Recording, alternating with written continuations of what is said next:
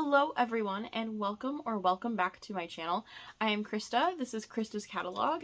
I talk about everything bookish here. In this video, I'm going to be talking about my top 10 reads for 2024 that I want to get to.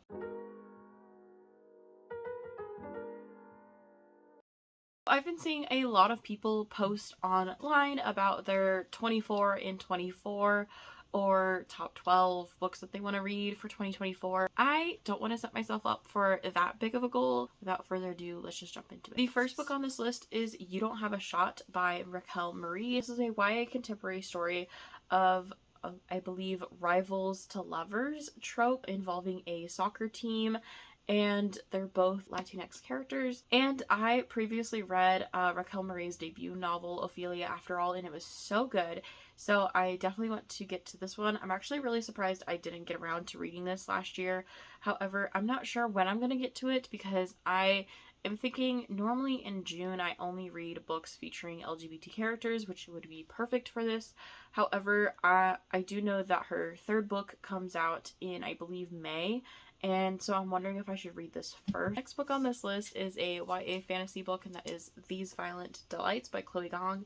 This is Chloe Gong's debut novel. This one takes place in the 1920s in Shanghai. Romeo and Juliet mobsters, kind of. I've heard nothing but good things about this book. I did actually start reading this. I just never finished it, and then it went on to the next person, and then I didn't get it back afterwards. But I did really love the first bit that I did read. It reminded me a lot of Libba Bray's The Diviners. I would then like to read a adult contemporary book called Evil Eye. This is by Estaf Rum. So this is Estaf Rum's second book, and I absolutely loved their debut novel, A Woman Is No Man. I think one of my favorite books of the year whenever it came out several years ago now, I think 2019. I didn't even know that it was happening until it became a Book of the Month selection. This one follows a Pakistani woman. Like, she went to college and she was successful in business and stuff, but then she ended up getting married and having kids, and while that's obviously been a joyful time in her life, she does miss being a career woman, I guess. And something happens and her mom tells her about this family curse, and she gets more and more paranoid as things start to go sour. She starts believing that this curse might actually be worth something. Honestly, I'm surprised I haven't gotten to it yet, because as soon as I found out this was an option, I quickly grabbed it, and then I was beyond excited that it was here, and then I just never picked it up because that seems to be my MO. Jumping back to adult fantasy, we have Jade City by Fonda Lee. This has been on my TBR for years. So this one is very similar to These Violent Delights in the fact that it takes place in China. Instead, we are in Hong Kong, or Hong Kong-esque fantasy world. I believe it's not actually Hong Kong, it's just inspired by that. And there are gangsters involved. There is a magical element called Jade, where when you, I think, ingest it, you get enhanced abilities, and it's about the city where Jade is most commonly found or only found. And this is about the gangs that control the Jade market. I have heard nothing but amazing things about this series. It has been, like I said, on my TBR for years. I actually planned on buddy reading this with a friend, but it kind of fell through. The next book that I want to get to this year is Age of Vice by Deepti Kapoor. This is a Crazy Rich Asians but set in India kind of story. It takes place in New Delhi, where a car accident happened where someone ends up getting killed, and they find out that the driver of the vehicle is not actually the owner of the vehicle. He is hired help, essentially.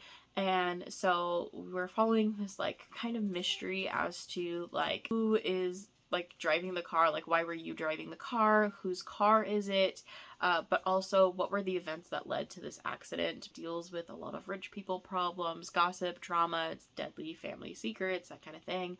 I think it'll be really intense. I do know that there are some trigger warnings, so I will leave those down below if you need them. Then we have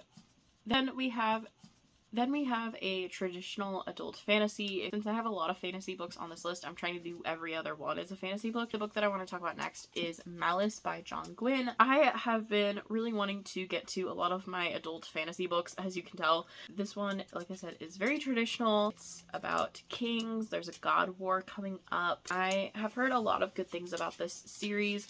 The one thing I did want to mention, though, that I found out about when I was doing research for this video, just making sure that I have my storylines all straightened out, the fact that this does have some Christian undertones to it, which I did not know about. Excited nonetheless for this. Also, I really enjoy this cover. It's very simple and very like stereotypical fantasy, but I kind of dig it. The next book on this list is different from all the others, so there's that, and it is a middle grade contemporary story, which is Camp Quiltbag. It's by Nicole Melleby and AJ Sass. You have seen my previous couple of videos, you will know that I fell in love with AJ Sass wholeheartedly in 2023. If you aren't familiar with this one, this follows two main characters at a LGBTQ camp, I believe. I am planning on reading this in the month of June already because it is summer, so summery camp themed, and also it is Pride Month, so what better way than to celebrate queer kids and queer authors. I believe that one of these characters is non-binary and then the other one is, I think, gay. I'm pretty excited for this one. This book on this list is probably the most shameful for me, honestly, because unlike some of these where they've been sitting on my shelves for a long time, or I only recently got them, so it's not that big of a deal that I haven't read them yet.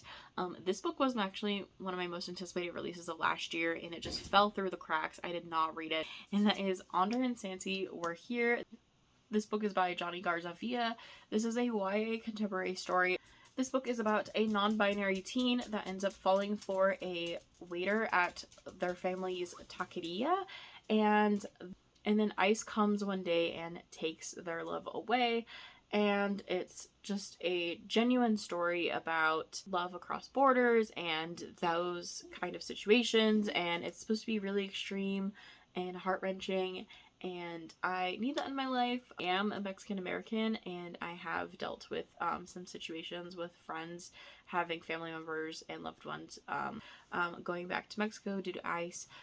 So I am just really hoping that this is everything that I want it to be. I have such high hopes for this. Hopefully something that might be a little lighter paced is going to be City of Brass by S.A. Chakraborty. This is the first book in a high fantasy, again, series. This one is, I believe, inspired by Egypt and Egypt culture and mythology. It follows a young woman who ends up summoning a djinn. I've heard a lot of good things about this series. I do think that I might end up picking this book up for our sci-fi fantasy book club at work. I am a little bit hesitant on that because it is quite a chunker and we don't usually choose such big books, but I'm kind of thinking I might slide this one in and that's how I'll read it, but I don't know yet. And then the last book on this list is a middle grade contemporary story. It is Small Town Pride by Phil Stamper. This follows our main character, who is the first openly gay kid at his school, and as a show of pride, his parents end up having a huge pride flag out in their yard because they are very supportive of their son. And this leads to a lot of bullying, but also complaints from the city. I think I am going to read this also in the month of June. Alright, so that is it for this video. Those are my top 10 books that I want to get to in 2024. Comment down below which ones you think that I should read first. I know some of them I have kind of ideas for when I might read them, like the ones for Pride Month, but everything else is pretty much fair game. I will see you in the next one. Thanks so much for watching. Bye!